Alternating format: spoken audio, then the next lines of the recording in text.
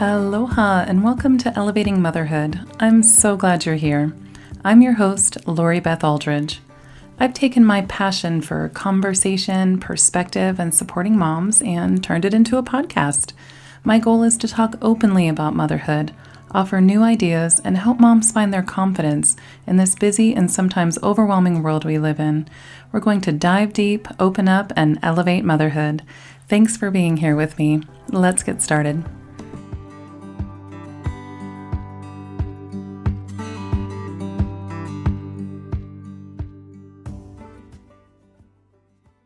Thanks to Mutu System for supporting today's episode of Elevating Motherhood. Mutu is a medically recommended online exercise program that is designed to support mothers postpartum, and it's not just for moms who have new babies. I started using Mutu 2.5 years after my third baby was born. My hip issues and unresolved diastasis recti were continuing to get in the way of my exercise attempts and everyday comfort level. I decided to do something about it, and Mutu was the support I was looking for. I started to experience relief after just 1 week of using the program. I highly recommend it as a way to boost your strength and confidence. It's gentle, doable, effective, and you can use it at home. Buy it once and it's yours for life. There's more information over at elevatingmotherhood.com/Mutu. And you can hear more from the founder and CEO, Wendy Powell, in episode 41, where she shares her heart and her vision and the science behind all of the goodness that is Mutu System. So go check it out. That's elevatingmotherhood.com/Mutu, Mutu. Thanks also to Naupaka for supporting today's episode. Naupaka is an ethical online boutique based here on Maui that is committed to ethical and fair trading practices. All of their products are either Fair Trade Federation certified, WRAP certified, and or made or printed in the USA. This beautiful philanthropic boutique carries gifts and products for you and your whole family. They sell women's, men's, and children's clothing, jewelry, decals, phone stones, home decor, and more. Go check them out at naupakastore.com. Be sure to use the code LORIBETH10, LORIBETH10, for 10% off your purchase.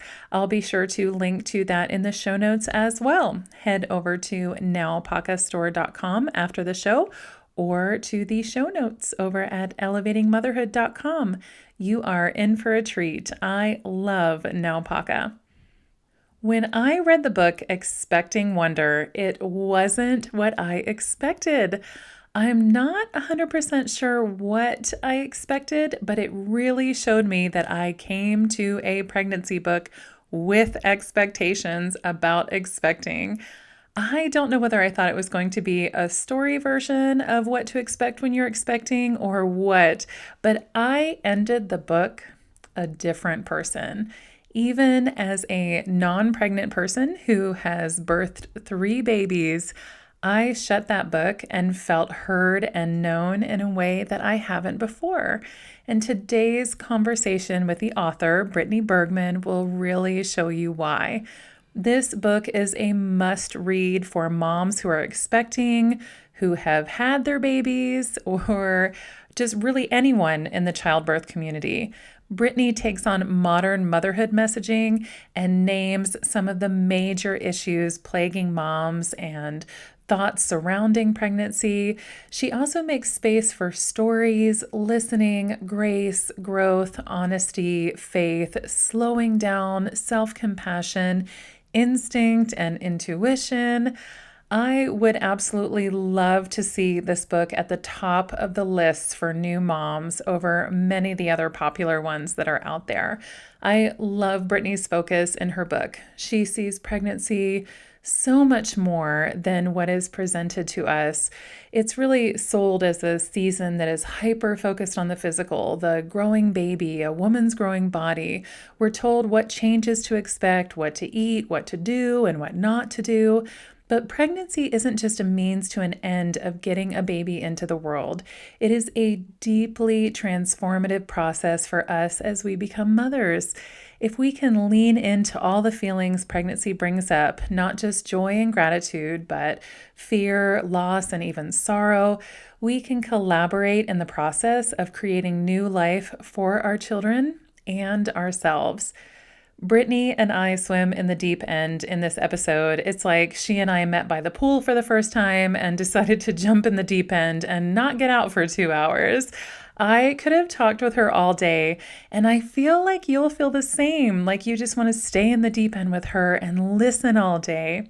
Brittany Bergman is an author who is passionate about telling stories that provide refreshment, connection, and encouragement to mothers who don't want to lose sight of their identity. Her essays on motherhood have been featured in a variety of publications, including Today Parents, Motherly, Coffee and Crumbs, and the Mops blog. She lives in the suburbs of Chicago with her husband Dan and their 2 children. By day, she is a copy editor of nonfiction books at a publishing house. Her first book, Expecting Wonder, is about the identity level transformation we experience as we become mothers. Without further ado, let's welcome the encouraging Brittany Bergman to the show. Aloha, Brittany. Welcome to the show. Thank you so much for being here. Hello. Thank you so much for having me. I'm thrilled. Me too. I read your book cover to cover and I loved it. I think it's just what so many expecting moms need right now. And I wish that I had had this and your voice and your insights in my head with my first pregnancy. But it didn't seem to matter because even after 3 pregnancies, reading it, I got so much out of it. It made me kind of, relive, rethink, reflect on my 3 pregnancies and what it was like and how much I learned along the way. So thank you for that. Thank you so much for that feedback. That's exactly what I was hoping for when I wrote it and sent it out into the world. Of course, I was thinking about that first time pregnant mom as I wrote it, but ultimately I wanted it to be accessible and helpful for a mom in any stage of her motherhood journey. Oh, for sure it was for me. I felt so validated by a lot of the insights that, you discovered in your own reflection. And it just gave me an opportunity to sit down and rest, like where I am now, with my busy life with 3 kids and businesses and the podcast and all of that. But then it just was an opportunity for me to reflect. And I know that from my pregnancies and birth stories and all of that, that I have some healing on all levels still to do. And so I felt like this was a nice step in that direction. Well, thank you for that. I'm so glad to hear it. We're going to get into all things about this book. I have so many questions for you and so many little golden nuggets that I want to pull out of your book. But before we dive into that much more, I'd love for you to tell us about yourself.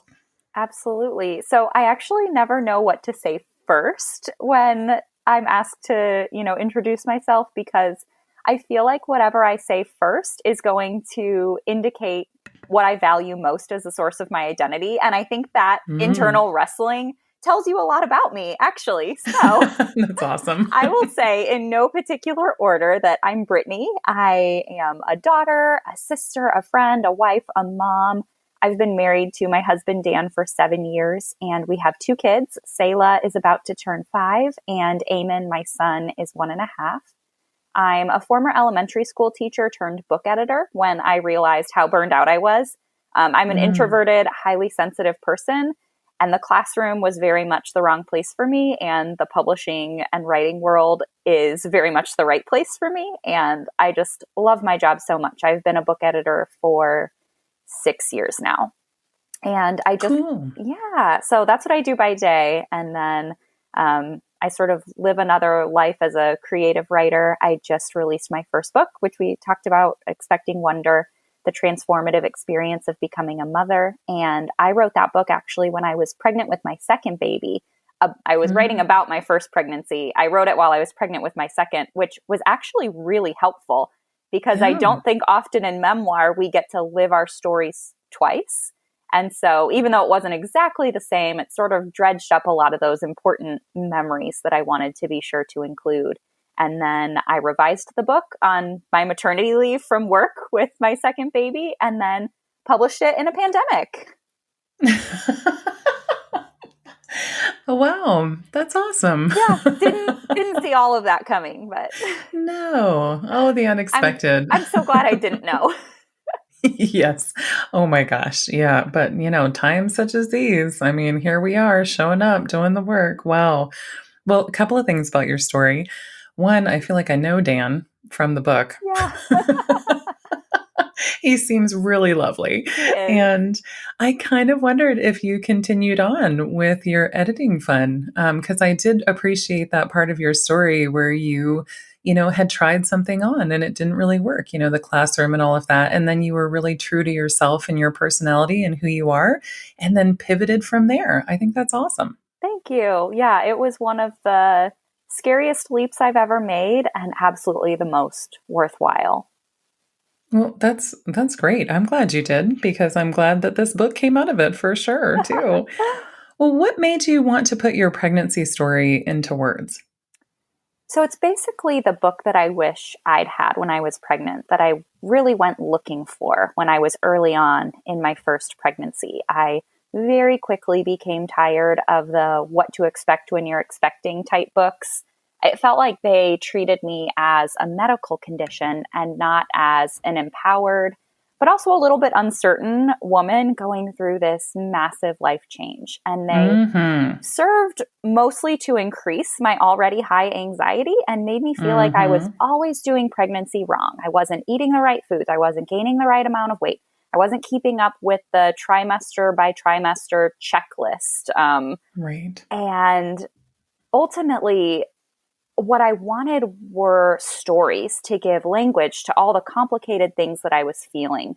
I didn't want this generic voice telling me what to do. I wanted the voice of a friend who would come alongside me and say, what you're feeling is so normal. In pregnancy, it feels like culture expects women to feel one or both of two things, joyful and grateful. But I was, here in this pregnancy feeling very grateful and joyful because it was something that I had wanted so desperately, but I was also overwhelmed. I was feeling sorrow and fear and loss and grief because any major life transformation involves those elements alongside the awe and the joy and the delight. And I just needed somebody to make space for me to say, I've been through it. I have felt the things you're feeling. This is what I've learned. And I believe that you can do it too. And so I just started taking notes on everything from the very beginning of my pregnancy to the very end. And eventually those notes became the essays in Expecting Wonder. That's awesome. I love the format of the book too. I love the way that you break it down with different chapters. And it felt like a slow growth and a slow unfolding, much like pregnancy and growing a child actually is. And I agree with you that there needs to be more storytelling. There's so much power and positive influence, and it's so much easier to identify with a story or figure yourself out through listening to other people's stories, not as a means of comparison, but of inspiration or insight. And, a detail from someone's story might make you go, yes, I fully get that. Or a detail from somebody's story might be like, actually, I feel like maybe I'm the opposite of that. And it really helps you get to know yourself better whereas what to expect when you're expecting books, it just feels like pregnancy textbooks.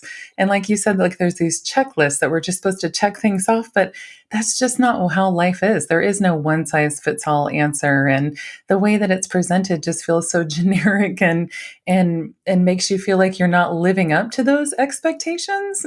And you really unpack that with your presentation and essay form and the personal stories. But then I also feel like just the natural growth and transformation that happens during pregnancy is finally reflected in book form. Well, thank you so much for that. That is so kind and exactly what I was hoping for when I wrote it. Oh, I'm so glad. Well, let's talk about expectations. Let's do it. I don't usually highlight things this way, but I went through your book and I actually wrote down page numbers because it felt important enough to me when I was reading your book that there were so many just golden nuggets that I kept pulling out of your story that I really wanted to highlight. So on page 12, you say, quote, there is no shortage of volumes out there about pregnancy and no shortage of expectations that expecting moms will read them and follow their rules to the letter. I stopped there when I was reading it, underlined it, highlighted it, circled it, and was like, heck yes, thank you, Brittany, for pointing that out. Because not only are there all these different crazy expectations, like we're supposed to be joyful and grateful the whole pregnancy, even if we have such sciatic nerve pain that we feel like we need to be hospitalized, just how are you going to meet these expectations? But then you went a level deeper and said that there's actually, it feels like this societal expectation that you're just going to follow all these rules to the letter. Like we need a break from that as moms, and especially as pregnant women. What made you realize that all of these like bogus external expectations were affecting our internal expectations so much as pregnant moms? Absolutely. So I tend to set really high expectations, and my Mm-hmm. personality type makes me very driven to meet both internal and external expectations. And too often I let those external expectations become my internal reality. And so it was this very slow unfolding for me through pregnancy, and not even just in pregnancy, but I continue to learn this over and over through new motherhood. But I would say this, the external expectations feeling very bogus, that came to a head for me sort of in the middle of my third trimester. I had Mm. become so overwhelmed by the pregnancy to-do list, planning the nursery, and actually executing that vision, Pinterest Right. perfectly, Such a attending. good story. Yes. Uh, I think I said that in the book too, that we jokingly call it the night our marriage almost ended when, My husband and I got a good chuckle. I also oh, stopped at that part of the story yeah, and said out loud, because my husband and I renovate homes together, right? So I'm like, wow. listen to this, honey. Oh my gosh, just this weekend, I am not kidding. We have had picture frames filled with photos from my second baby's newborn pictures. He's now a year and a half old. These frames have been sitting in our upstairs closet for a year. And we finally just worked up the courage to put them on the wall this weekend, because every time we had the chance, we were like, do we have the patience for this? Are we going to kill each other? Are we ready to relive the Pinterest dot debacle The of gold dots. 2015? Yeah.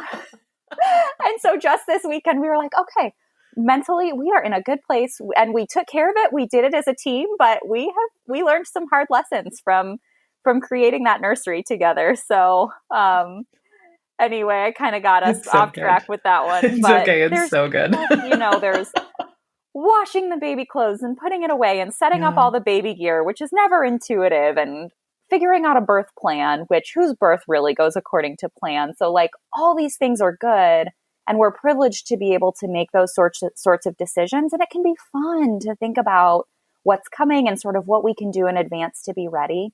But I think it's Pamela Druckerman who says this in her book Bringing Up Bebe, that it felt like I was completing an independent research project, not like I Yeah. was participating in this life-changing process of becoming a mother. So as I worked harder and harder and harder to keep up with all these external expectations, I realized that they were a distraction or even a mirage. I thought that meeting those expectations would make me feel prepared, but I was actually missing the internal work of what pregnancy was doing to me. And I realized as I hit this breaking point in my third trimester, that if I just kept plowing through toward these external expectations, that I would miss the whole thing. And Yeah. so I still wanted to complete the to-do list, but I also knew that I needed to build some more margin into my life. I couldn't spend every spare minute trying to meet these external expectations. And so practically, I added in rituals that would help me to process what was happening. I would sneak into the nursery to get some work done, but first I would just sit in the rocking chair and Hmm. really start my day grounded in a vision of what was happening and who I was becoming, thinking about my baby, imagining all these moments that we would spend together, and really trying to infuse that sense of purpose in the things that I was doing, so that I was doing them for a reason and not just because somebody else, i.e. Pinterest, said that I needed to. Oh, I love that. And I love that visual from your book too, where you talked about going into the nursery and sitting in the rocking chair. And we need to hear that message, as either pregnant moms who are going through this for the first time, second time, third time, eighth time, or, moms who have already gone through it. This sense of purpose and rest and sitting down and really pausing to take everything in. I mean, man, whether you have a rocking chair still or not, just to sit down and notice without distraction what's happening around you, we need that pause button because that saying, the days are long, but the years are short is totally true. Mhm. And I don't know about you, but in this particular moment in time, I feel like the days are just also flying by, though. I mean, we're already mid November now. I'm talking to you mid November. It's just wild how quickly time is passing. And just sitting down and reading that, it reminded me that I need to get rid of some of that distraction to get to the purpose of it all, for sure. Yeah. Oh, I so agree. Distraction is a big problem Yeah. in our lives these days. I'm really struck by that, and every time I am reminded of it in little ways through stories and essays from your book, or just in general when I start to feel overwhelmed, it's really nice to hit that reset button and kind of get rid of some of the distractions. So thanks for that reminder to slow Absolutely. down for sure. Yeah. Especially, man, pregnancy is just such a, in hindsight, right? Mm. It's just such a short time in our life and it feels like forever, forever, forever when we're in it. But I mean, I can barely remember my first pregnancy. Thank God for all the pictures that we take these days. Yeah. Yeah. And I think something else about the distraction that was true in pregnancy and feels true, especially now in, I don't even know what month we're in of the pandemic, month eight, um, Something like that. something crazy like that, is when I feel distracted by what's going on around me, I need to learn to turn that question and say, what am I trying to check out of? What sort of connection Oh, feels too hard right now or too scary right now? Because it's usually that the connection that I want, um, so I distract myself from my children sometimes, and I throw myself, and I hate even admitting that because I love my children and I love spending time with them, but I find that connection in the midst of 2020 feels really hard. It requires so much energy, and I have never been so depleted of energy before. And I find that if I stay busy as a distraction, then I don't have to put in the work of connection, right? And hmm. so when I get really carried away by those expectations, I found it really helpful to take a step back and say, what am I actually distracting myself from? What am I afraid of? What am I not leaning into? What perhaps am I being asked to do that feels really scary and uncomfortable? And just really being honest with myself about, what have I been checking out of? What do I actually need to do to better connect? Because that's what's going to Hmm. be more fulfilling, even though it's harder. Right. Thank you for that. It actually highlights what you just said and how you just showed up for us with your honesty, really highlights one of the other things I love about your book.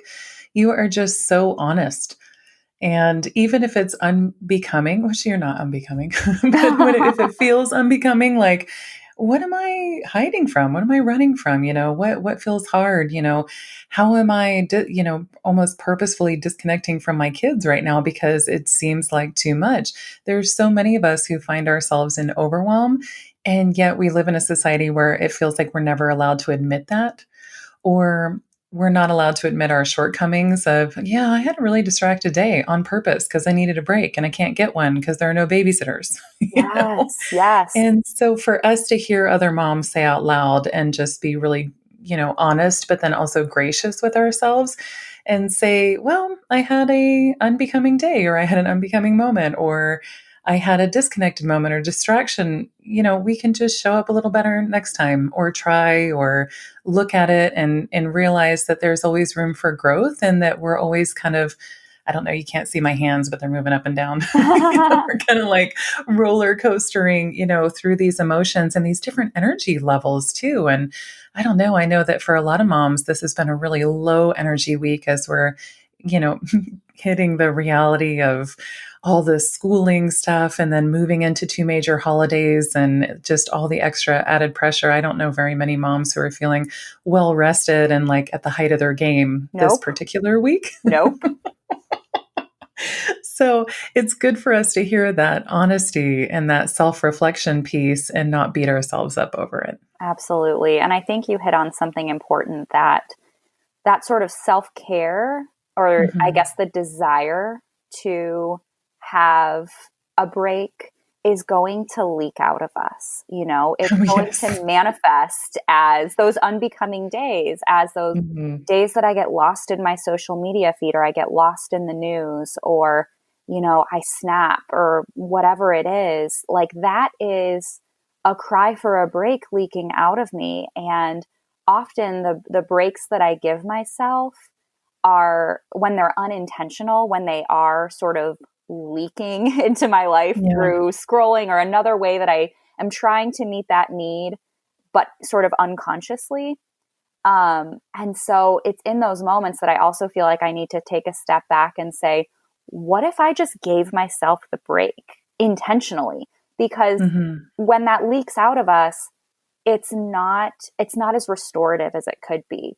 So I think that's a tangible way that we can, I'm doing air quotes, give ourselves grace, is to say, here is the intentionally, here is the thing you need, like, here is the rest you need, here's the break you need. And I know that that is far from possible right now for everyone, given the circumstances.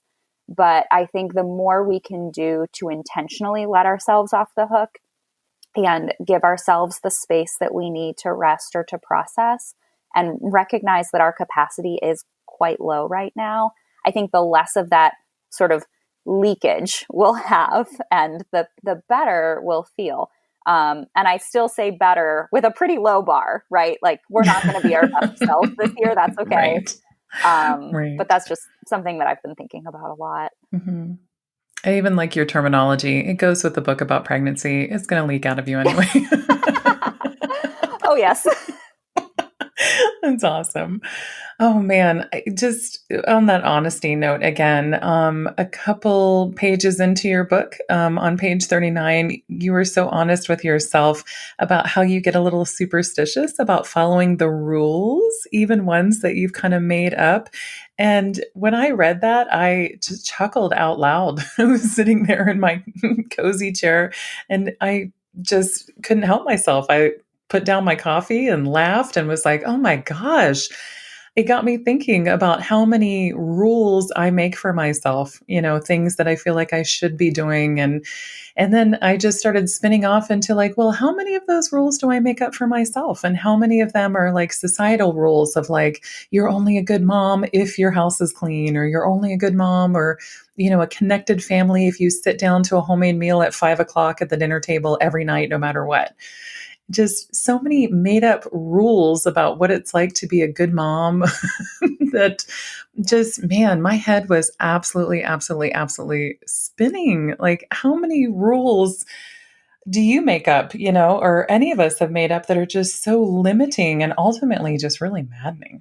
Absolutely. I think making up our own rules is sort of this attempt to detach emotionally, and to stay a bit distant, to give ourselves a semblance of safety and control. Mm, Because it's too okay. scary to live in a world where we don't know how to measure whether we're a good mom.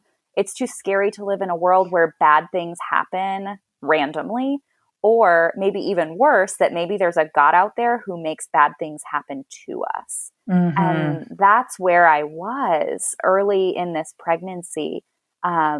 I had grown up with sort of this image of God as all knowing and all powerful. So it really manifested in those early days as being afraid of infertility before I got pregnant, and then miscarrying after I got pregnant. And it felt easier to make up these arbitrary rules, like, um, that would sort of, what am I trying to say? That if something went horribly wrong, those rules would make it my fault, right? I Mm, wasn't careful enough. I got too right. attached. I wanted this too much and it was taken away from me. Or it's scary to really think through those questions of, is God good, or is the universe good, or is my body good if I can't get pregnant, if I miscarry? And so if I make it all about me, if I make it about my ability to follow even arbitrary rules, I can dodge those scary questions. But what I found through pregnancy was that I couldn't outrun the questions. I eventually had to confront them head on, especially as I continued on in my motherhood journey, as I learned how to be the mother to a daughter, and as I eventually did miscarry my second pregnancy. I had to develop through all these different and changing life circumstances a new theory about the world, a new theology of God, or I wouldn't survive it. It couldn't be based on following rules anymore. I had to find a way to let my belief in a loving, expansive universe coexist with the fact that sometimes bad things happen that aren't my fault, that aren't anyone's fault. And I think we're getting a crash course in that again right now as we all live through 2020. Sometimes things are hard just because they're hard, and it's not about our inability to follow arbitrary rules. So good.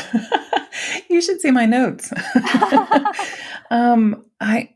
Something you said made me think that measurement systems are something that I feel like we've been really trained in. Like we almost have to have them, but I can't help but feel like measurement systems are very secular. Say more about it, Oh, well, if you don't mind. yeah. Well, one of the things I'm really struck with during this time, and it feels really bold and almost brash to say it out loud, but I feel like most of my friends who are having a really hard time during this time, we're all having a hard time, let's be real, but like extra hard time, I can't help but see these like measurement and rules, like they're leaning into the rules more than they are faith. And most of them who are leaning into the rules and are really rule heavy are don't identify with a certain religion or faith, if you will. Mm-hmm. And I have looked at that and thought about it and prayed about it and made sure that there wasn't judgment so much as just observation. And just the way that you're talking about rules and how we're kind of getting into our own head and making up our own rules, then it does kind of distance us from God, in my view. And it's so tricky because I feel like this is kind of a new thought and I don't have it worked out all the way in my mind. But I think that by leaning into rules and lists and all of that, we are creating more of a disconnect and by trying to create more control. Mm-hmm. And I'm not sure that control is the answer. Oh, no, control is never the answer. Yeah. It's always the wrong answer. Yeah. And yeah, I absolutely see myself and my experiences resonate with what you're saying. Definitely. Well, thanks for that. Because I also find that when I'm getting distracted is when I'm starting to focus more on the rules too, Mm-hmm. or measurements, some sort of measurement system. I'm either trying to measure up as a good mom or as a good person or as a good neighbor or whatever that is. And that's not where ultimately where my peace comes from. Yeah.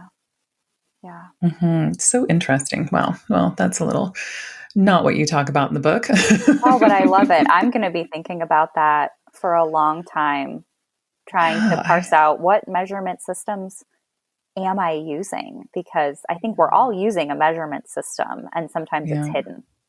And so, yeah, I'm going to be looking for that in my own life now. Yeah, I'm not sure it's serving me either. I think that's the other thing too, is trying to identify it and then trying to figure out what measurement systems serve me and which ones don't. And even as a homeschool mom, right? I find that the measurement systems that I'm presented with don't really serve me or my kids. And they end up creating a lot of anxiety of like, oh, shoot, well, I'm not measuring up to this obscure thing, because also measurement systems don't allow for flexibility and, honoring the individual, because it's a one size fits all show. And we all know that that's really not how pregnancy is. We know that's not how motherhood is or how family is, or heck, even like day to day, how things are. Yeah. Oh man. Well, let's talk about connection because you talk a lot about genuine connection in the book and how that is born out of vulnerability. And, I bring this up after I feel like I was just really vulnerable. Hmm. Well, speak some light into our lives about this truth, about the connection between connection and vulnerability. A lot of this came to light for me when I realized that I was afraid to tell people I was pregnant. And again, this goes back to the arbitrary rules thing is I was asking myself sort of like, what if I miscarry? Will the act of telling people actually jinx me? What if I tell people that I'm pregnant and then I disappoint them because something went wrong with the pregnancy? I'm Hmm. trying to find a way again to sort of make this my fault if something goes wrong. Um, but then I had a miscarriage scare and I realized that if if I had actually miscarried at that point, that I would have told at least some of my very closest friends and family members. And so, why had I robbed myself of the chance to share something joyful with them first, to share this good news? Why had I almost missed an opportunity to share something that would build connection? And it was because it felt too vulnerable. I felt too vulnerable to share that this thing I had wanted, this thing that I felt like I now had, but that was tenuous, I was really scared to tell people about it. And I think we often withhold the vulnerability because it feels safer. Sharing ourselves, going out on our limb, or going out on a limb, none of that actually makes our lives safer. But when we do, when we vulnerably share with people, that's what builds the connection. We give people the chance to carry our burdens with us, to hope on our behalf when we've run out of hope and faith for ourselves, to believe on our behalf when we just don't have it in us anymore. And I think that's the richness of connection through vulnerability is while it doesn't make us safer because we don't know how somebody else will react, we don't know ultimately what will happen. Um, we open ourselves up to that connection, and that's what makes it richer. That's what makes our lives richer. Hmm. See, thank you for the honesty about the miscarriage stuff too. There's going to be so many moms who identify with that of not wanting to tell because what if? What if? Mm-hmm. And you're right about the vulnerability piece. And it makes me excited and then nervous all at the same time. Because when I think about it, and if I'm being honest with myself, I'm not often disappointed when I'm myself around other people and vulnerable. Their reactions are usually way better than the woe is me story that I've made up in my head of like, what if I really show up as myself? What if I speak up, speak my truth with my friends? What if, I start being more forward with my faith? What if I start being more forward with, I'm having a really, really, really hard parenting week. And, I've said these things and done these things as a mom and I'm not proud of myself. Are my friends going to judge me? Are they going to be like, oh, geez, I didn't realize this about you? No, not one time have I been disappointed in their honest reactions because honestly my honesty allows them space to be honest, and then I get to know them better in the process too. And I'm definitely not saying that every single time I've been vulnerable I've been like, oh yay, this person likes me more. Yeah. Especially now with like politically charged stuff, but it definitely feels good to be honest and be myself more than it is trying to maintain that control or trying to control other people's idea of who I am, the image of me. Yeah. And I think when we hold too much in because we're afraid to share it, like that's just shame Mm. festering inside of us, right? And Well, there it that's is. what breeds that feeling of, oh, I'm the only one. I'm the only one who has struggled with this. I'm the only one who has yelled at her kids X number of times today. I'm the only one, back to the measuring system, I'm the only one who uses this measuring system, this way to quantify what kind of mother I am. I'm the only one who, fill in the blank. And when we allow ourselves to share those hard experiences, when we let ourselves share the things that, the good, the bad, and the ugly, and we give other people a chance to be there for us in that. That's how we discover that we're not the only ones. And like you said, it doesn't work out like that every time. And that can be painful when it doesn't, but far, far outweighing those situations are, like you said, the ones where I have been met with such compassion and empathy, because Yeah, I deep actually wasn't empathy. the only one. Right. Yeah. Somebody else has a similar story to share, and they thought that they were the only one. So, the act of going first is not just a gift to ourselves, but it can be a gift to the other person too. Our vulnerability is not just for us, it's for other people. When they feel like, oh, it's actually, this is a safe place to confess this thing.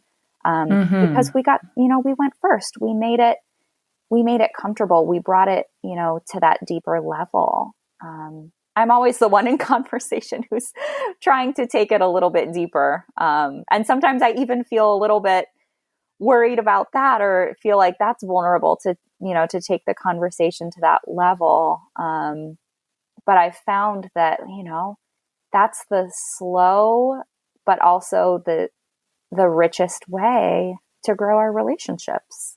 I agree. I appreciate that about you. I'd swim in the deep end with you. That's great. We're there. We're doing it. And I love it. It's awesome. And I have to say, I appreciate that you named shame when you say that we're not saying that out loud, and, that shame festering. And I think the first step to healing that is naming it. And you did that. And I often talk about visceral reactions that I have here on the show, so my listeners can kind of normalize that for ourselves, because I think we hold a lot in our bodies, and it gives us little subtle signals. There's definitely like a mind, body, spirit connection with all of that. And as soon as you said that, it pinged me as really, really, really true, that that's what it is, that it's shame. But with you naming it, I felt like this lightness in my chest, like in the corners of my chest, which I have to say, I don't think I've felt something like that for a really long time. So I have to say thanks for that, because you naming it has given me something to think about, so that I can start releasing that too, and being more open to vulnerability, because it is kind of exhausting sometimes being the person who feels like they have to go first all the time. But after a while, it just becomes part of who you are. That's true. That's true. And I think by going first, we sort of weave it into the fabric of each relationship, right? We create that, Right. that dynamic, so maybe we have to go first a lot to create that dynamic, but eventually it just becomes an understood part of the friendship or the marriage relationship or whatever it is. But it does. Or even motherhood, Yeah. we have to go first Yeah. for our kids all the time. And, Yes, we do. we do it for them, if not for anybody else, for sure. Well, self-compassion is another theme in your book. Oh man, see, we need more of that. So much. And I appreciate how you shared about this in all of your different essays, because pregnancy and its challenges really do offer many opportunities for healing. So every time you talked about self-compassion, I immediately wrote down opportunity for healing. Next to it in the book. It drove my one daughter crazy that I was writing in the book, but but I did. And I just tried to remind myself that, all of the different challenges were opportunities for healing. So even some of the, challenging ideas about motherhood or pregnancy or motherhood culture, and dropping some of that, they're all opportunities for healing. And I'd love for listeners to hear more about this from you, and the role of vulnerability in self-compassion. Yes. Like you said, pregnancy is full of opportunities to show ourselves some self-compassion. And I feel like it was the first time that I actually did that for myself. Isn't that sad? As a 28-year-old woman, pregnancy was one of the first times I learned to show myself some compassion. A lot of this was, of course, related to the external expectations, which we've sort of, already talked about. So I don't want to go too much into that, but, around my capacity and my energy and all of that, learning to create margin in my life and maybe settling for doing a little bit less than my best at times. But I think perhaps the most important way I learned to show myself some self-compassion during pregnancy was through my body. I talk a little bit in the book about what it was like, the experience of gaining weight during pregnancy and the aftermath of an eating disorder. And how, as I was healing from my eating disorder a few years prior to pregnancy, weight gain was part of that. And it was a necessary and healing part of that for my body. And also, pregnancy weight gain is a healing and necessary part of pregnancy. You know, my body was changing so rapidly and I was facing new limits. And I also had this very real, it's so silly, but it felt like even maternity clothes were a sign of failure, because I thought, well, as long as I can fit into my regular clothes, I can show that my body is still mine, that it's still recognizable, that it still belongs to me, that I still know who it is. And I have this moment where I realized sort of that even maternity clothes, where sort of our regular clothes are meant to conceal and cover up and hide and just kind of compress and suck in our bodies as women, maternity clothes sort of function in the opposite way. They support us. They're soft and stretchy, and they make space, and they showcase everything that is changing and growing, literally getting bigger about us. And perhaps the biggest moment of self-compassion where all of this just came rushing to a head was that moment after giving birth, when I'm standing in the hospital bathroom. I'm examining myself in the mirror for the first time since I gave birth the night before. I hadn't showered. I had bags under my eyes. My dark circles looked like bruises. My stomach, we all know what a stomach looks like post-birth, right? It was like this weird deflated kickball. And I was spilling out of my mesh underwear. And I had just never been so tired in my life. My legs were just shaking from the effort of standing. And as I looked in the mirror, what I would have expected to feel was disgust or shame or a desire to fix myself, to get back to who I used to be as quickly as possible. And instead, I looked in the mirror and it felt like a culmination of everything I had learned through pregnancy, because my knee-jerk reaction, the very first thing I thought when I looked in the mirror, was this deep sense of admiration. I felt such tenderness toward this new version of me. And even though I couldn't imagine, that someday I would sit without pain, or that someday I would feel rested again, or that someday I would maybe have a stomach that would fit inside real pants again, instead of feeling disgusted and afraid of all those things, I was simply in awe. And it helped me to see my body not as this external object that I could control and subdue, really through cruelty. My body wasn't my enemy, not my opponent, but my companion and my friend, and not an object at all. My body became a she for me in that moment. It became someone who is sort of leading me in this journey.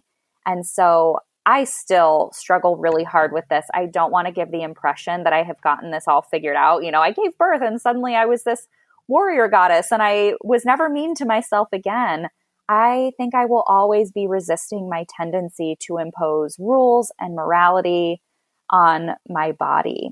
And staying connected to my body through the act of self-compassion requires a lot of effort, but it's something that I'm working hard, especially to model for my daughter. She really helps me to continue on in this work. And I'm learning that much of the time, I actually just need to get out of my own way. When I turn towards shame and control, it's usually because I have drowned out my body's gentle and wise voice. It's not up to me to tell my body what she should do or who she should be. It's my body who is leading me into deeper self-compassion. It's this faithful friend who is leading me through life, who, while sometimes I don't recognize her shape or even her functionality, she is my friend and she has been there through my most harrowing moments. And it's in those moments that I am drawn deeper and deeper into self-compassion. And honestly, some of this is just repetition. I Yes. say self-compassion mantras to myself, often without meaning them, without believing them, or I mean it, but I don't believe it. And it's slowly over time that as we repeat those things to ourselves, we do come to believe them. And so that Hmm. was um, really the starting point for me in learning to talk compassionately to myself. And the more I talk compassionately to myself, the more I come to embody it. I love that. Thank you for all of that vulnerability. It's a lot. That's like a whole other episode just in and of itself.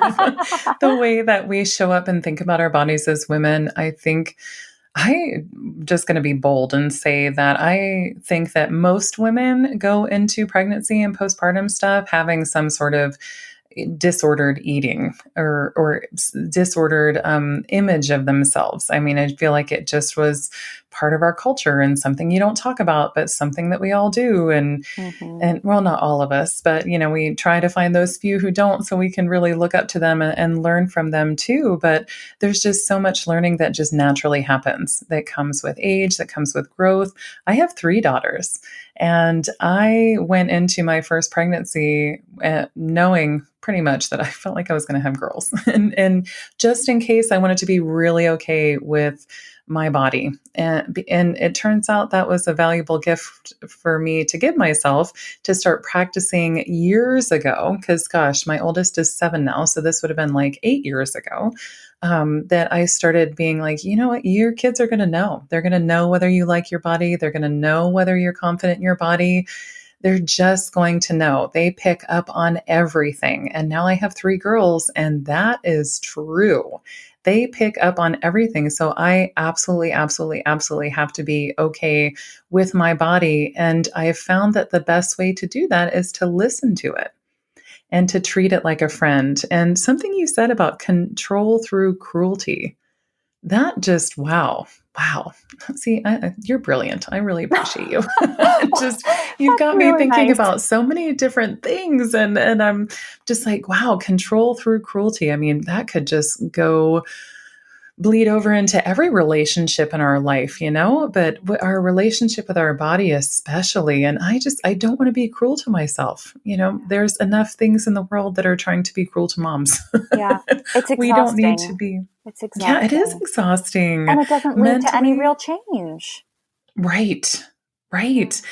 And I love what you said about the affirmations too, because they're drops in the bucket. And for those who can't maybe see it with the affirmation example, it's like reading to your kids, the homeschool example of read a book to your kids every single day. And it just feels like, what does one book matter in the moment in that day? But they add up over time. And before you know it, you've got kids who are asking for books, who are eager to read. Every single book, every single day makes a difference. They're all drops in the bucket. And I feel the same way about affirmations for ourselves too. Yeah. Yeah. And exactly like our relationship with our kids, even down to the verbal messages that we repeat to them over and over, they come to embody those too. And I actually had this work is paying off moment yesterday when my daughter was, because like you said, she picks up on everything. And I do feel insecure at times that I haven't figured out body image. I don't love my body every day. I am working really hard to get there. And I also know that she's picking up on even the things that I don't say, but I still do my best to validate not the shape of her body, but sort of the function of it. And when she sees me working out, that I talk about all the benefits that I get that are not part of how I look, feeling Hmm. strong, feeling a sense of accomplishment, feeling like I'm taking care of my body for the future so that I can run in the backyard with her, so that I can keep picking her up in my arms even as she gets bigger, all these things. And, I sometimes wonder, is this even working? Like, are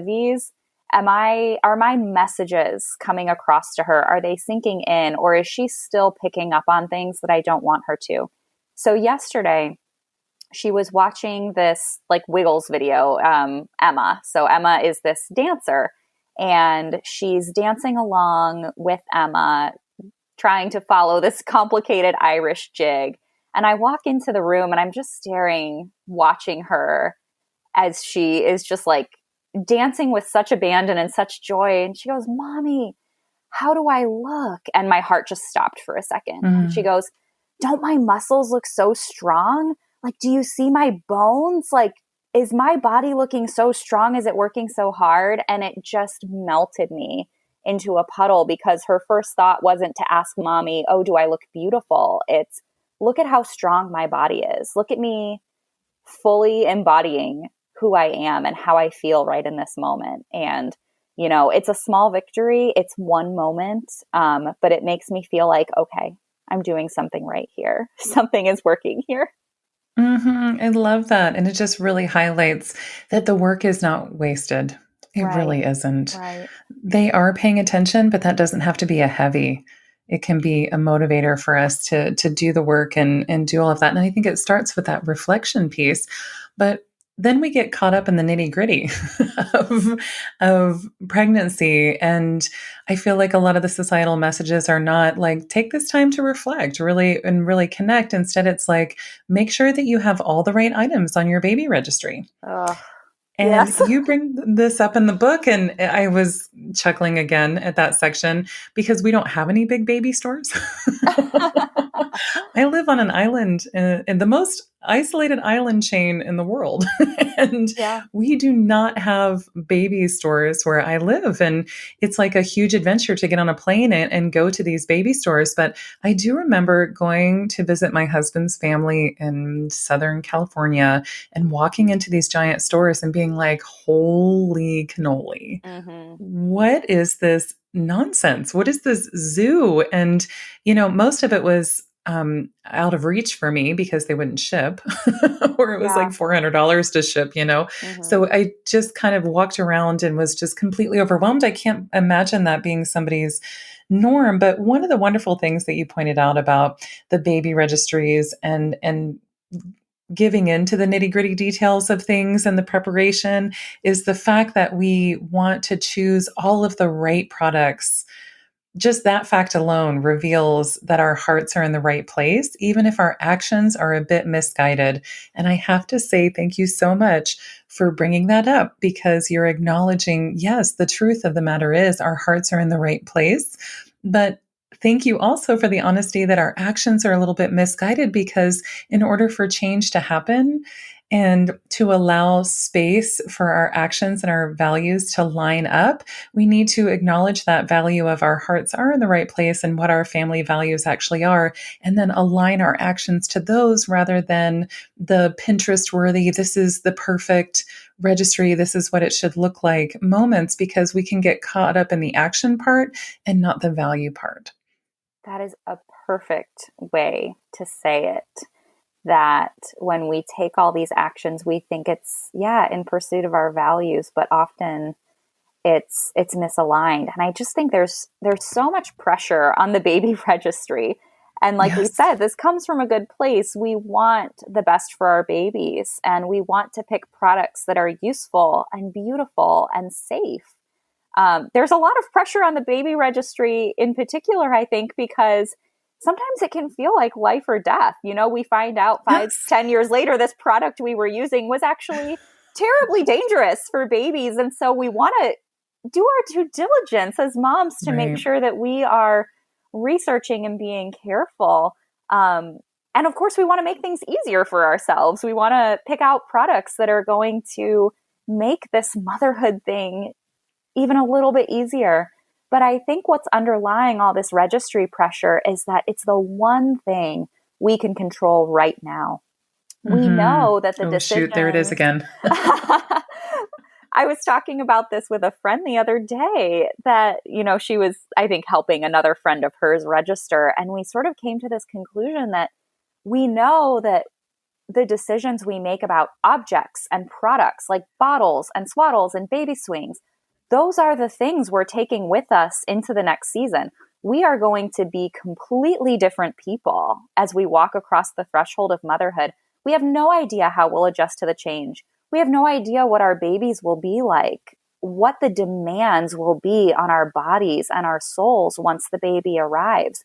But dang it, we can pick the best bottles and we will bring them across the threshold of motherhood with us. And I left my first day of registering in that big box store, which feels just like a climate controlled warehouse. It is so overwhelming, especially for a highly sensitive person, to be Yes. in those like towering stacks of endless options. It is so much decision fatigue. There's so many Yes. bright lights. It's always Stress too inducing. cold in there. Like, it's so stressful. And I just walked out of there with tears streaming down my face because I was so overwhelmed. But through the gentle guidance of trusted friends, and again, there's the vulnerability piece in asking for help, I realized that what I was actually trying to do by picking out these perfect products was that I was trying to reassure myself that I'd be a good mom. But my ability to create a perfect baby registry says nothing about my moral character or my maternal instincts. Right. You know, our babies, and this is the scary part, like they will come to us with needs and desires that we can't predict. They are not blank slates. They're not just going to say, wow, mom, you worked really hard to pick out these perfect pacifiers, or you stocked up on this particular brand of diapers. I'm just going to go with it. That's not how it works. They're going to have preferences that we can't predict, that we can't plan for.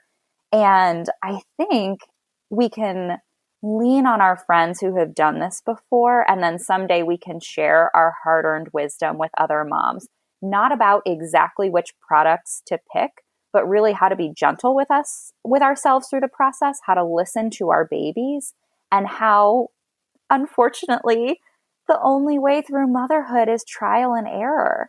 And I hate that as much as the next person. I do not ever want to go through something on trial and error. I like to write, which is a terrible mindset for a writer, but I want to write one draft. I want to make it perfect the first time.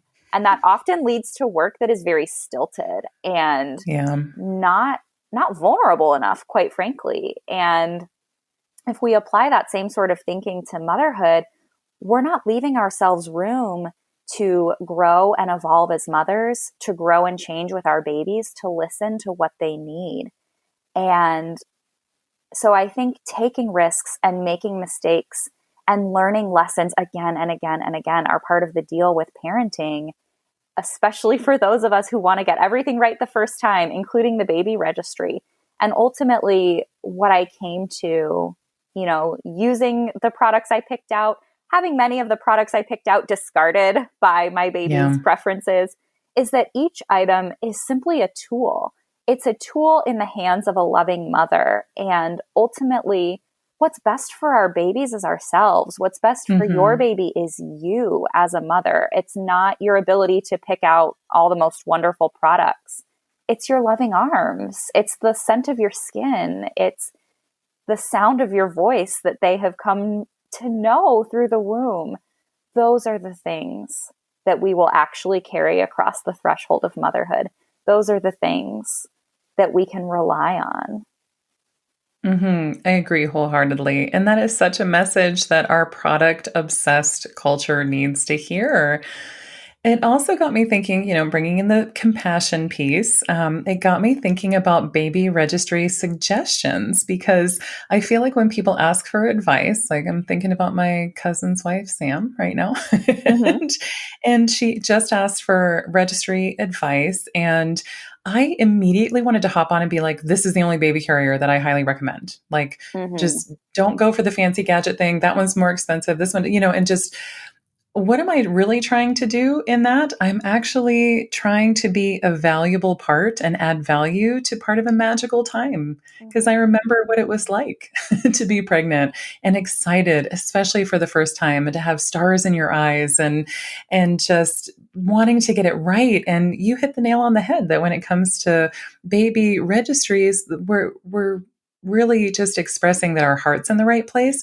And I think that that's what people who are making suggestions for registries are trying to do too. Their heart is in the right place and they're just trying to add value and insight, but we're doing it through products rather than encouragement or That's right. storytelling.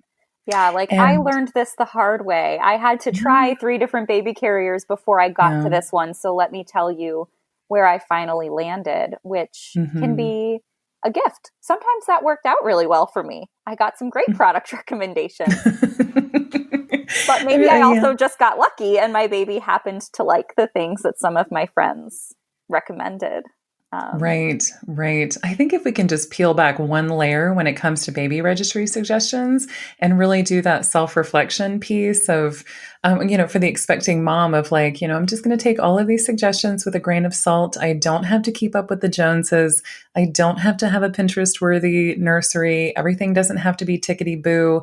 And just know that really, truly what your baby needs is you.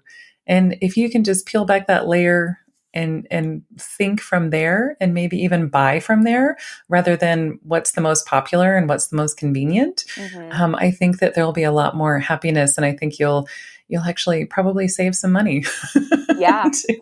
Yeah. And what I would add is borrow from there. Oh Borrow as yeah. many big ticket items as you can. Oh, we, that's good. we That's borrowed good. a baby swing, and Oh it was yes. life changing. That's awesome. But that's one of those things that you never know. Babies can be so picky about swings and rockers and all the, Hmm. the devices that sort of hold them. And um, yeah, it's a big financial risk to invest in stuff like that. So whatever you can borrow, borrow. Yeah, that's That's the best, awesome. the best baby registry advice I can offer is don't buy it if you don't have to. That's awesome. That is awesome.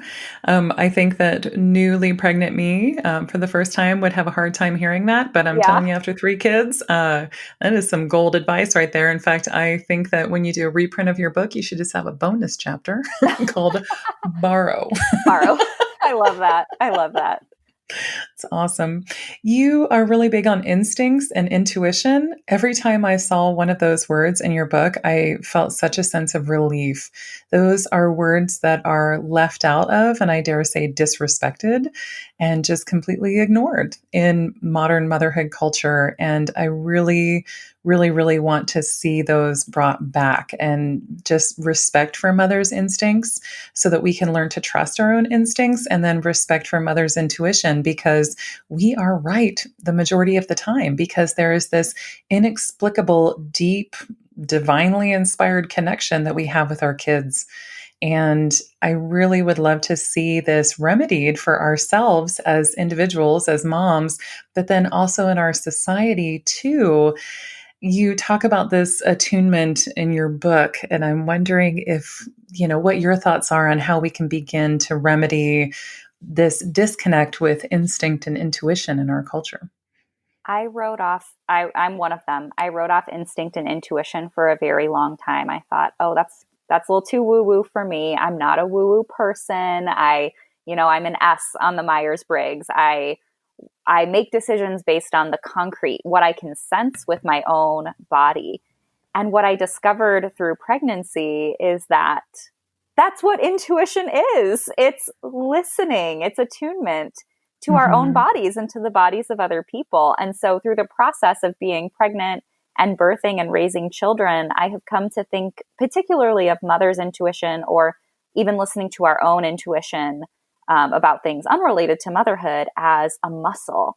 It's not Mm. disembodied, sort of floating out there some way, this magical force, this light switch that gets flipped on as soon as we become mothers. It is a muscle, Yeah. even a soul based muscle. It's not an actual muscle, but we build it over time. And I think the main way we strengthen this muscle is through attunement to the bodies and the needs and the personalities of our children, to the bodies and needs and even personalities of ourselves. It's studying and listening and getting to more deeply know ourselves and our kids so that we can more easily sense when something is off, even if we don't know exactly why yet, or what a Mhm. child needs in a given situation. Um, and I think this intuition comes from, like I said, knowing ourselves really well too. What are our core values and motivations? What is our vision for our family's thriving? who am I as an individual and who are we as a family unit? And because I've defined those things for myself and in conjunction with my family, my mother's intuition knows pretty quickly now, 5 years into this, whether something is aligned for us or not.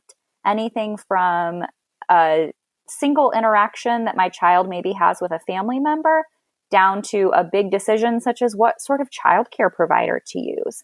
And I think we can feel when we need more connection. So as we listen to our own mother's intuition, I think it starts by knowing yourself and learning your kids. And so when these other voices clamor for us, and they do, we can ask, does this resonate with me? Do I feel good about this? Is something off? Is this aligned? And the more we practice that process, both getting it wrong and not beating ourselves up, and getting it right and taking a minute to steep in that and really think about it and congratulate ourselves, I think the stronger that muscle gets and the clearer the voice of our mother's intuition or our personal intuition becomes. And it really is that, I think you said it earlier, that meeting of our bodies, our minds, our spirit, our soul, whatever you want to call it. But it is all of those things combined. It's sort of the point at which they meet where we strengthen this the most. It's not entirely spirit-based. It's not entirely mind-based. It's not entirely body-based. It's all of those things working together and learning to listen. So good. Oh my gosh. I love these notes right here. I'm like, yes, you actually just took this idea that some people have written off as woo-woo, and we're real woo-woo over here. I'm with Openly you woo-woo. now. I'm firmly in your camp. And you turned it into something that we can understand. Listening and alignment, is the magical combination of where that attunement happens, where that intuition and instinct kicks in. And there is the observing element to it, the reflecting element to it, taking the time and space to get to know yourself and making that a priority. And your intuition will just light up because you'll have that attunement more often. I love, love, love, love, love that. And thank you for bringing it up because it just needs to be more forefront. And it definitely, definitely is a message that all moms need to hear, but one that I think expecting mothers absolutely, absolutely need to hear, because I feel like throughout our pregnancies, it's just beaten out of us. And we get lost in the products and we get lost in the perfectionism, and we just lose a lot of ourselves when there could be the opposite of that. We get lost in the medicalness of it. Oh, yes. If I can invent that word, but yes, that's a great word. Yes. And that is a thing. And it's so much more than that. And I think the medicalization of pregnancy and childbirth in general has left us wanting for that intuition and that instinct, and left us feeling really disconnected from it. Absolutely. Yes. So thanks for bringing that up. I also love that you talk about perfectionism in the book. On page 118, you say perfectionism is often a short-sighted attempt at connection. We want to be loved, so we strive to be worthy. So we strive to be as worthy of love as possible.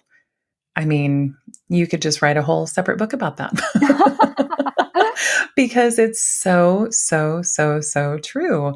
I am a self-described recovering perfectionist, but I still have the perfectionist tendencies in me. But I also think that they serve me well in some things, like editing podcasts. Yeah. Oh, I hear you. Perfectionism is literally my job. My job is to make books perfect. Yeah. But it doesn't serve us so well in every way, does it? No, but it has its role. And I think that I've done a better job of compartmentalizing that. But you're right, that it really comes down to love and wanting to be loved and worthy of love. And the more we can let go of that perfectionism, the more it creates space for us to feel that self-worth that I think is missing in a lot of moms. And we somehow think that our perfection will help other people to feel loved and safe. Yeah. When I think it's actually the opposite. We go through the hustle and bustle of cleaning our houses before people come over, or at least we used to when we could have people over. Yeah. because we want them, what's under that? Like we've been talking about so much in our conversation is what's under it. What's under that action? What am I actually valuing here? But maybe my actions are misguided. I'm frantically cleaning the house, not because I want to look good, but because I want somebody to feel comfortable and cared for in my home. But perhaps my action is not aligned with that value. Again, I want people to like me. I want to be loved. But perfection is a hindrance to that, even if it sort of whispers in my ear that it will be the facilitator. Perfection says, I will get people to like you. I will get people to love you. Once you achieve perfection, you can rest. And absolutely none of that is true. And I got like a micro headache hearing that, just so you know. Like speaking of visceral reactions, I'm like, I don't think there's any rest in perfectionism, actually. Nope, there is not. That's exhausting. Yeah. But we think it's on the other side of perfection, which is unattainable. It's unattainable anyway. And so I'm an Enneagram type 1, and we are bent. Do you know your type? Oh, I'm a 7 all day long. Oh, interesting. See, I need you in my life. 1s in healing move towards 7. And don't you move toward 1 in stress? Oh, I'm not sure, but I don't feel stressed talking to you. Good. And so much of that, that bent on perfection and self-improvement, and these high standards I set for myself, so much of that is what was underlying my need for control, particularly in pregnancy. Like we talked about, wanting to eat the right way, do the nursery the right way, register for the right products. I fell into this trap of assuming there is one magic option that will just unlock the whole mysterious act of parenting for me. I still sort of tend toward that in my parenting, searching for the silver bullet in every situation. If I can do this one thing right, it will unlock this problem that I'm having. See, for instance, my daughter's short crap naps for the first 8 months of her life. I thought that if I could just fix and tweak just one thing, that I would unlock all of it. I think if I find the right parenting method, it will end the meltdowns or the picky eating or the stranger danger or whatever it is. And I think it takes only a short amount of experience with parenting to realize that perfectionism is not just impossible in parenting, but it is deeply at odds with our goals. And coming back to this idea of core values, if I want my parenting to be rooted in connection and empathy, then perfectionism will cause me to miss the mark every time.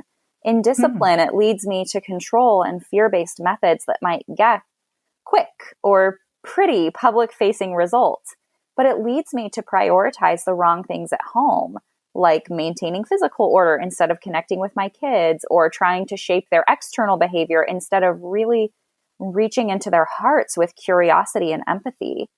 And it makes me beat myself up over the things I've done imperfectly as a parent, experiencing that sense of shame, rather than turning back toward myself with self-compassion.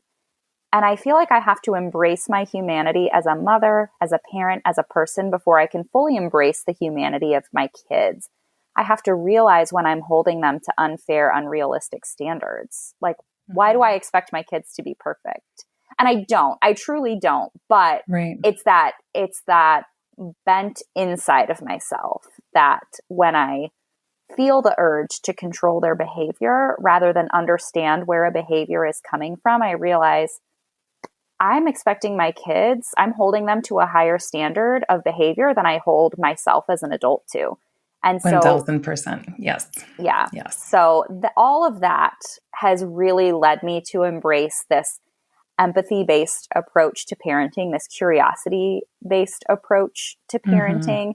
And overall, I have really had to let go of the caricature of what it means to be a perfect mom or to have perfect kids or to have even sometimes presentable children. And instead to embrace the mom and the family that we are, that's rooted in values, rooted in valuing each individual's personal temperament, learning to value my introversion, my highly sensitive nature, and learning that my motherhood and my family looks different from many of my peers. And that's okay. Mm-hmm. I have chosen my approach. And it is a long game approach, I think, Yes. to parent from a values-based way. And I say long game, I mean it. My daughter's turning 5, and I feel like I am just starting to see the fruit of that empathy-based Mm-hmm. parenting Mm-hmm. as our relationship becomes even more trusting. Mm-hmm. And I've been dealing with meltdowns for maybe longer than some of the parenting experts say I should, or, I use parenting experts in Air quotes quotes. there. But I'll tell you what, I would not trade the trusting relationship I have with my daughter for anything, for Agreed. anything. So Mm-hmm. I got us a little off track with that one, but It's okay. So many things, all the things. It's all good. 5 is a magic age. I have a 5-year-old right now too. And man, it's a little bit magic. It's so sweet. They're just on the cusp of everything oh, and pretty even, all things considered. And they still kind of turn to you still for some explanation and understanding. It's a pretty good time. It's a pretty yeah, good time. yeah. I really feel like what you just did, though, even if you felt like it was slightly off track, it doesn't feel like that to me. It feels like this untangling of a knot, is how I would describe what you're saying. And thank you for saying that this like perfect mother caricature, it's a caricature. It's not real. It's not this thing that we can obtain, and yet we try and we're encouraged to try, but it's just ridiculous. It's this made up character that's never going to exist. And I can appreciate the searching for the silver bullet in parenting. I call it secret sauce, like everyone give us your secret sauce. Like, what's your secret sauce for getting through the day? And I wrote down yours.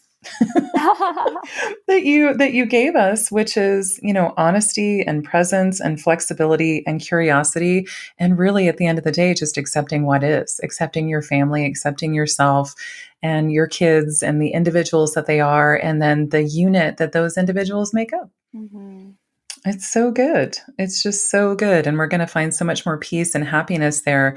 And there is this element of flexibility that's really required. And you highlight that in your book over and over and over again. And you show how, through the power of story, that flexibility can serve you as a parent and as a mom. And there was one point where you pointed out that you were allowed to change your mind, like you realized that you're allowed to change your mind about things. Mm. And that gave me a lot of pause too at that point in the book, where I was like, yes, you are allowed to change your mind. Why can't that be on billboards everywhere? Yeah. For so much of my life, I thought a static self was the ideal. A Mm, body that's perpetually young and small, a mind hmm. that is unchangingly grounded in all the same convictions all the time, a heart that sort of dwells in the past.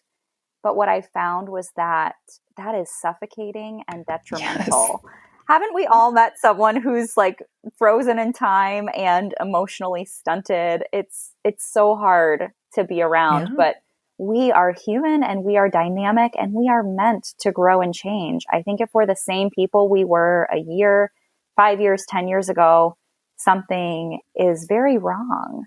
Mm, Um, and so, actually, one of the most freeing things I've ever done in motherhood is to position myself as a learner. I yeah. don't remember who gave me this advice, but it is the best thing anyone could have told me as I became a mom. Um, it's that you are the same age as your baby. We think we Yeah. are these 25-year-old, 32-year-old, 41-year-old women becoming Hmm. mothers. And yes, we are. We bring so much wisdom and life experience to motherhood, and that is valuable. But it doesn't mean that we are experts. We are entirely new people as mothers, still changing and evolving, still figuring ourselves out as we go. And I think a really tangible way to give ourselves grace, to embrace that flexibility, giving ourselves permission to change our mind, is to say, when my child is 1 week old, I am a 1 week old mother. When that baby is 1 month old, 6 months old, 1 year, 2 years old, we are the same age as mothers. We are not 28-year-old mothers. We are 1 month old mothers. Our kids are doing the work of learning to be human, and so are we. We don't know everything from the beginning. And like I said before, I'm not the kind of person who loves trial and error and figuring out it out as I go, but it's the only way to do motherhood. And so changing our minds, growing and evolving and choosing new paths, for me, like rejecting the parenting style that I saw all around me of sort of like, I don't want to call anybody out. I want to be really gracious here, but sort of the punishment approach, the fear-based approach to train Mm-hmm. behaviors out of kids, Mm-hmm. rejecting that was an important step in my growth and evolution, that something felt wrong in my spirit and intuition, and that I had the power to change course for the sake of myself, for the sake of my kids and my family. I think those are all signs that we're open and growing and evolving, which is the human experience. Mm-hmm. We talk about being lifelong learners all the time here on the show and on Instagram and the blog and all of those things because I think we're lifelong learners, whether we choose to accept it or not. Yes. Oh, There's yes. Well said. so we can choose to be static, but you're just creating tension and a fight for yourself, really. Mm-hmm. But then it's interesting because I feel like a lot of the cultural messages are that you're expected to be static. You're actually expected to be the summer girl all day long, even though there are 3 other seasons. You're expected to be happy and cheerful and sexy and on it and pulled together, even though, you're having a cycle or Mm-hmm. you're having a hard season or you're exhausted and it just feels like we can't catch a break. And if we fall into that trap of like, no, we must maintain this like certain level of pulled togetherness and perfection and static and meeting societal expectations that cannot be met, like, wow. When we think about it this way and we really deconstruct it, I'm like, that's just ridiculous. Why would we Yeah. do that?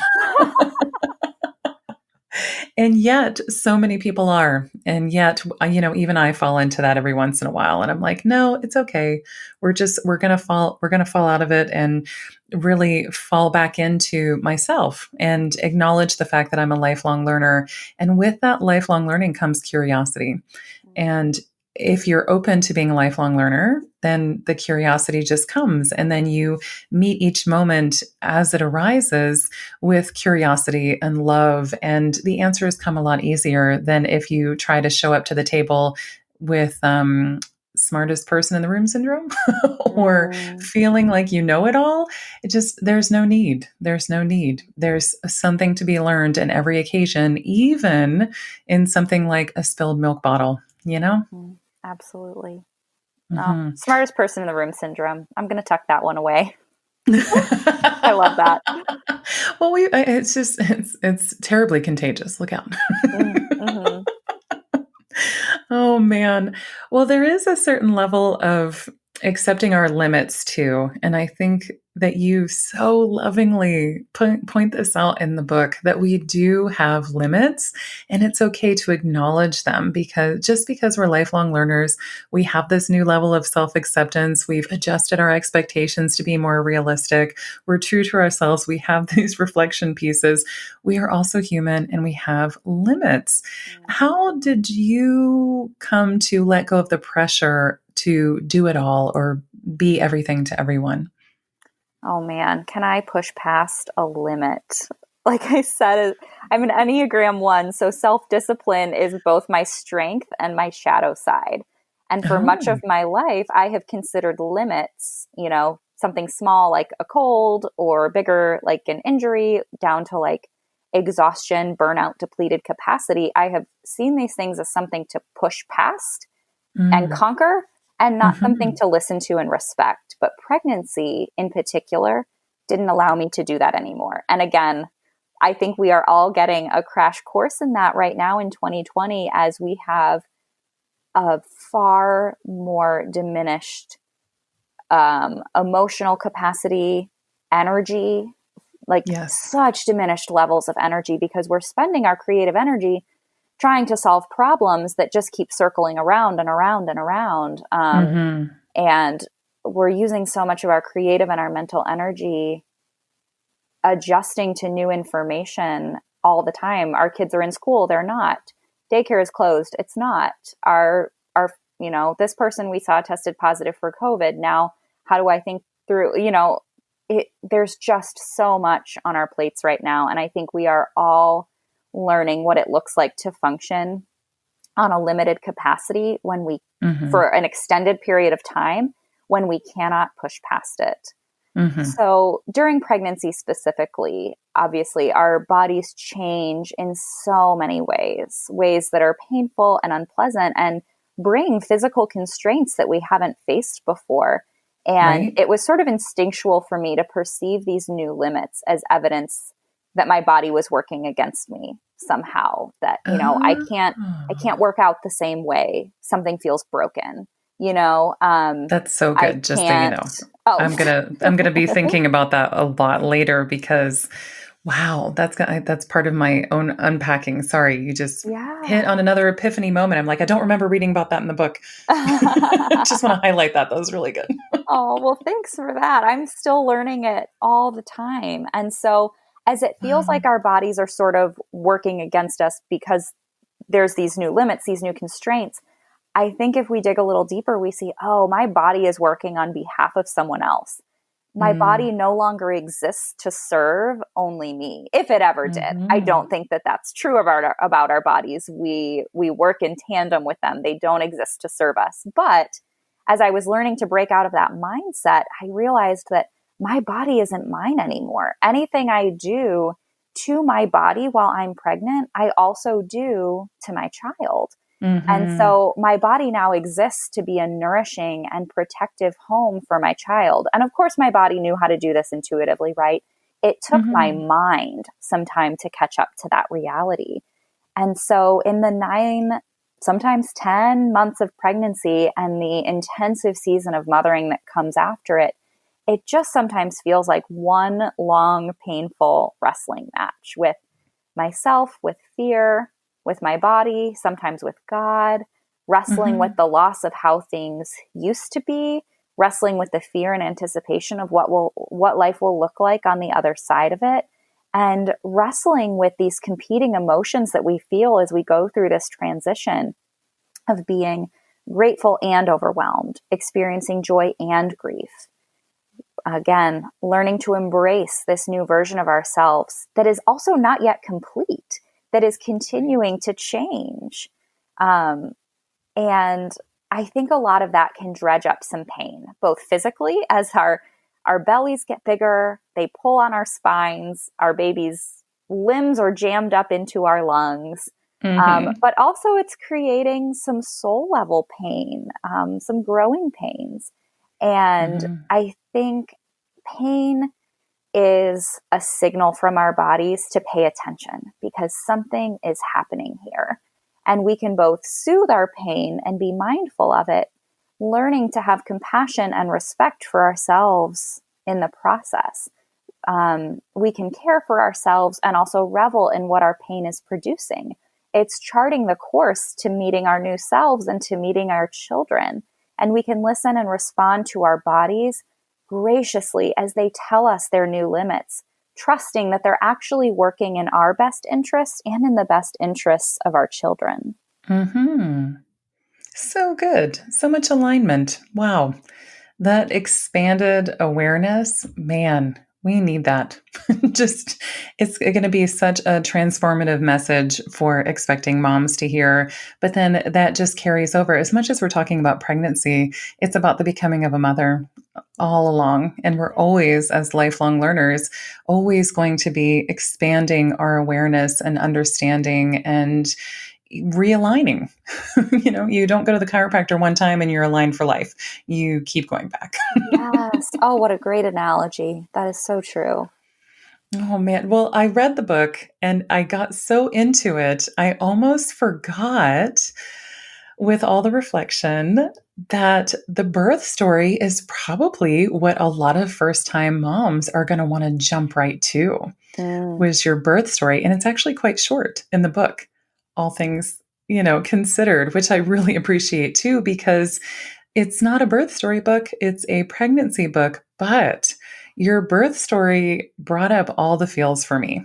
And I mm, wanted to unpack some of those with you, with an audience. hmm. Talk about Let's do it. vulnerability. We're going Let's to be do it. BFFs with the level of vulnerability I'm going to throw out here right now. Let's do it. Oh my gosh. Well, I had some emotions because I had 3 pregnancies and 3 vaginal deliveries in a hospital and with medical intervention. And I was really super disheartened by all of my births. Like I have some trauma from some of them that I'm sure that the OBs and the nursing staff are just completely unaware of. Mm. And that brings even more, I think, hurt and feelings of disrespect for me too. But I started to read your birth story and I read it through my eyes rather than just listening to someone else's birth story. And when you said that they gave you an Ambien, um, I was outraged. Mm. And then I was like, that's ridiculous. It's somebody else's birth story. Maybe she wanted it. and I started to have all these back and forth feels. And I realized I had all of these expectations of birth and how we approach it and the over medicalization of birth in our culture. And I wanted to apply all of my expectations to your birth story. Mm. So I felt like I had to reread it.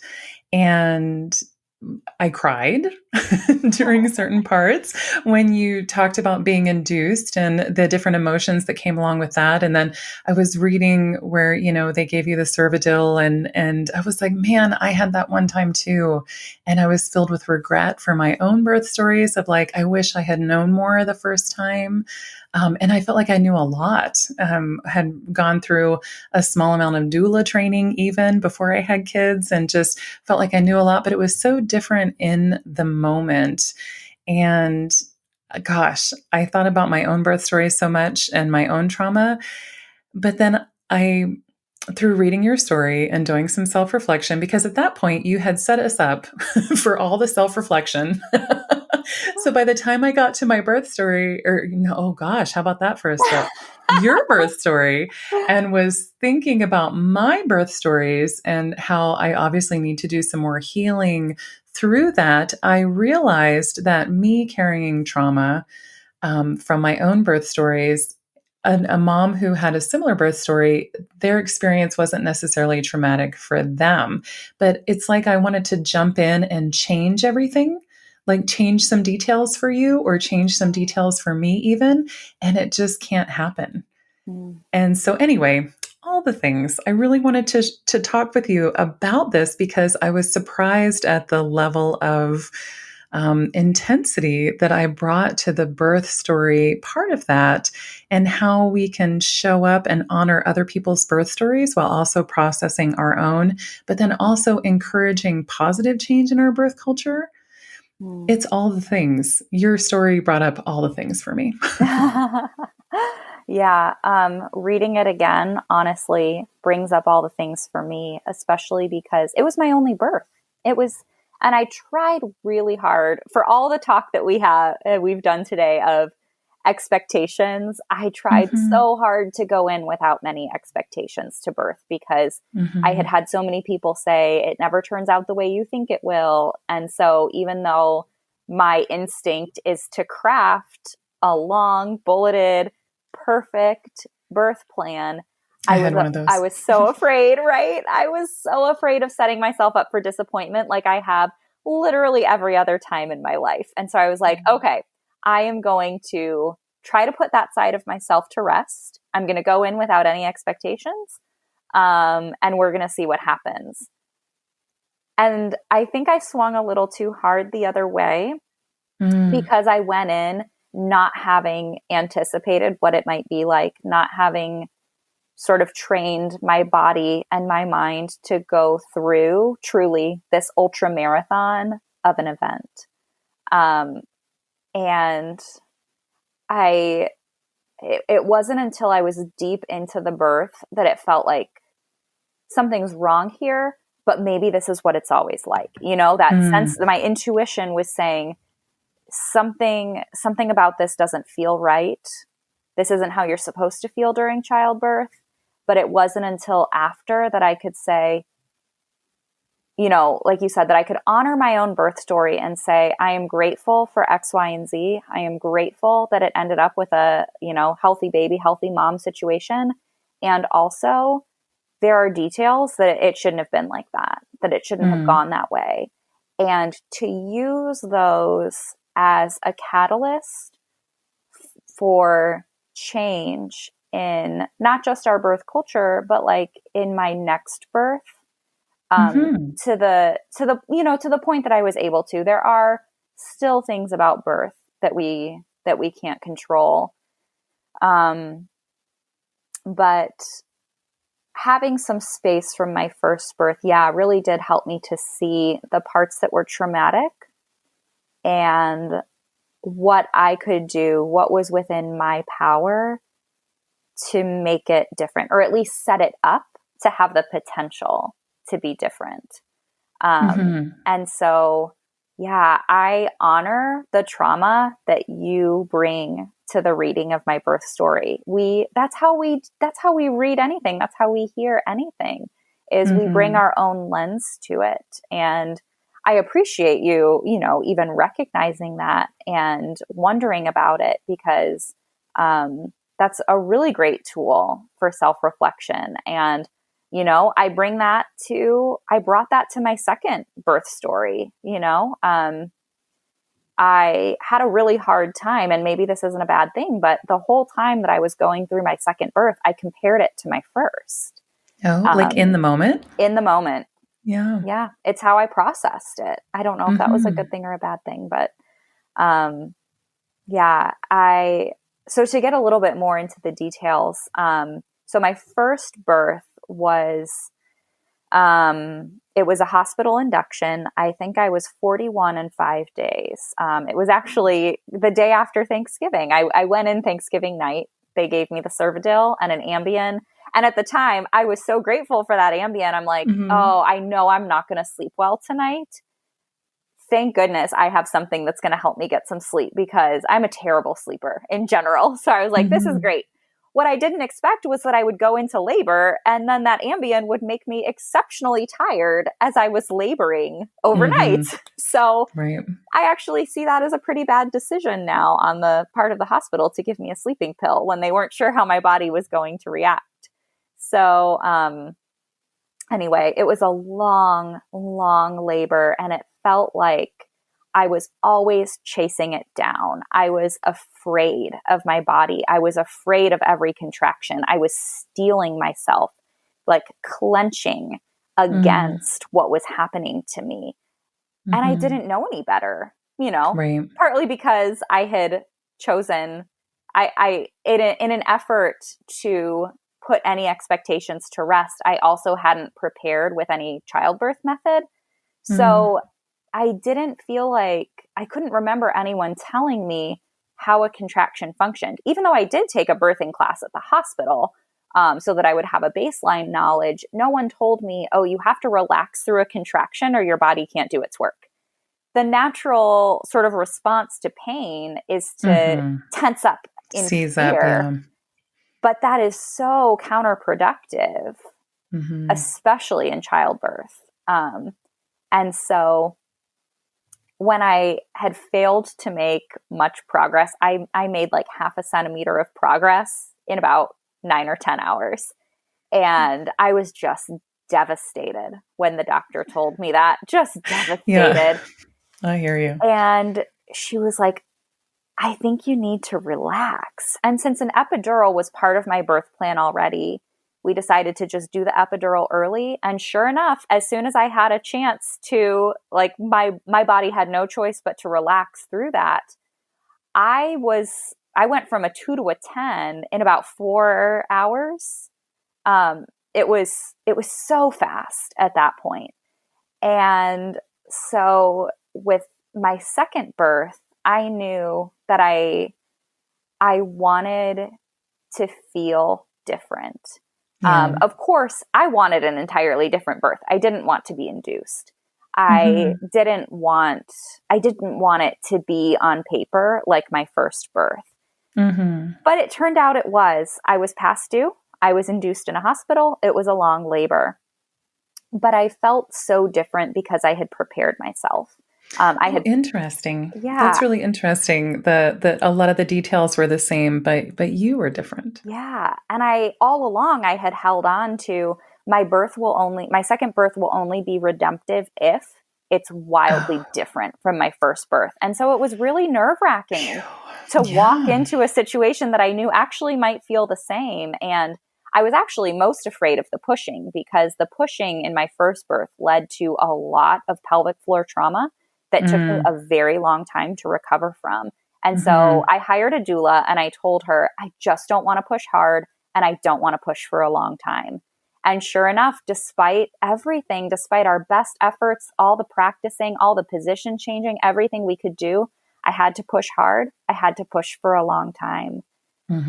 But ultimately, the experience of my second birth felt so different because I had named how I wanted to feel. Not that any number of things had to go different, which of course I wish they had, but it didn't. I had prioritized how I would feel during birth. I wanted to feel like I was working with my body instead of against it. I wanted to feel relaxed and open, even during the most painful contractions. And I wanted to visualize my body opening itself up, and I wanted to feel that connection. And so I visualized and practiced. And like I said, I hired a doula, which made a huge difference, especially, I think, in any setting, but especially in a hospital setting. It made a really big difference because she was my advocate and she was the one helping me to maintain that empowerment and that control.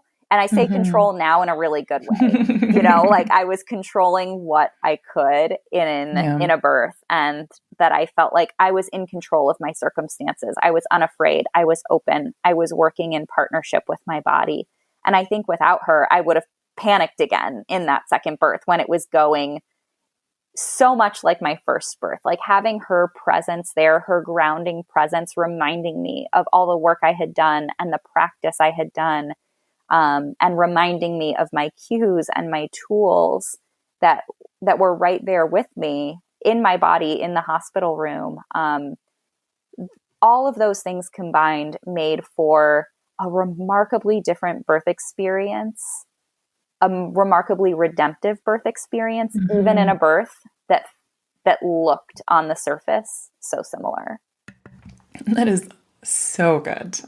Just so important for people to hear. I really appreciate how you can go to the next level and say, yeah, I've used the information from my first birth to influence how things were done or managed or felt in my second birth, but it just goes so beyond that. The transformation was not in the details. It was in the feeling and the sense of, autonomy and instinct and intuition and the feeling, all of it. You just brought that to the table. So instead of just saying, okay, I learned some things, now I'm going to apply it, you took that application to the next level. And I'm going to lovingly put in a request for your next book to be about redemptive birth, because I got pinged again when you talked about that, because I feel like that was with my second birth, that was what I was hoping for, was just absolutely, I'm going to use all of the information from the yuckiness of the first birth, and I'm not going to go through that again. And I'm going to change it for the second one. Well, you know, from having two kids, that there are opposites. You know, you have two kids and it's completely opposite. Let me tell you, have three kids or three births or three pregnancies. It turns out there are three opposites. You just are never going to experience the same thing twice. And it's just, you wonder how on earth one body can produce such different children and have such different experiences. And I think that redemption was something that I was aiming for. And I'm going to have to sit with that for a while, I think, as a part of my healing experience, and decide whether that actually served me or not, or how it served me, and how I could probably let go of some of that too, and just honor each birth and each child and each experience as individual, rather than the pressure of redemption. But then, without a shadow of a doubt, the honesty and vulnerability part, there was a redemptiveness, if that's even a word, to the experiences too.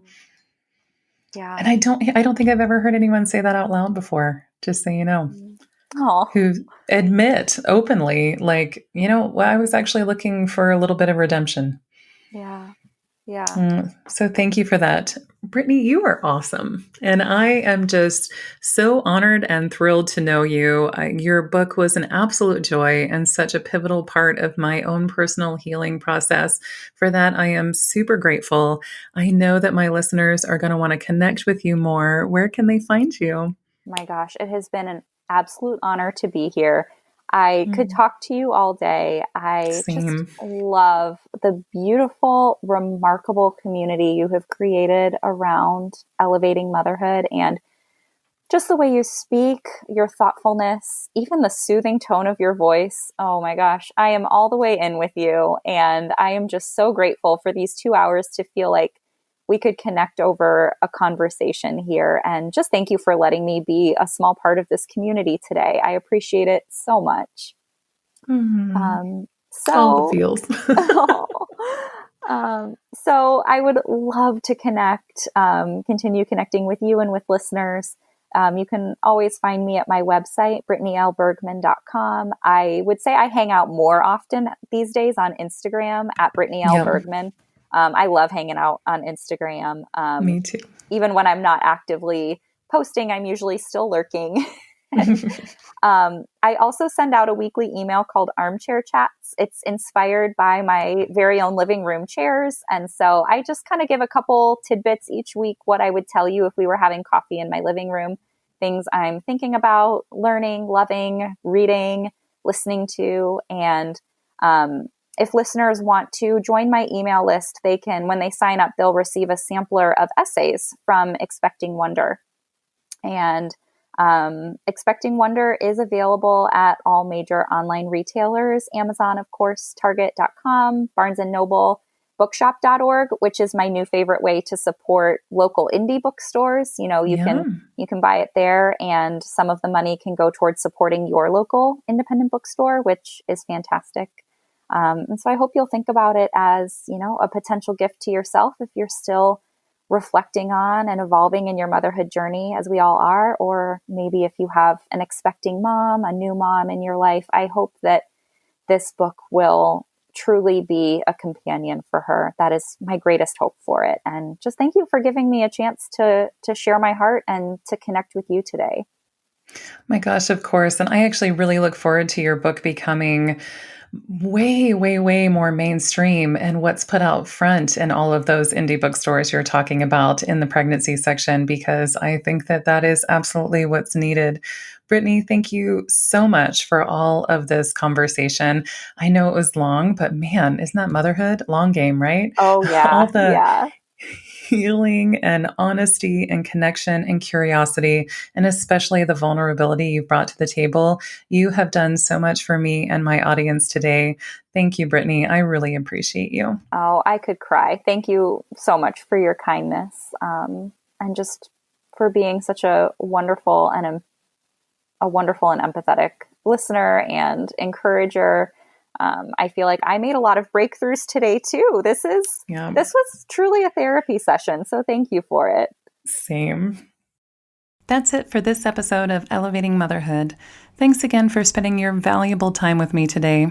I hope you found some insight and inspiration, or maybe a little of both. If you liked today's show, please leave a review on iTunes.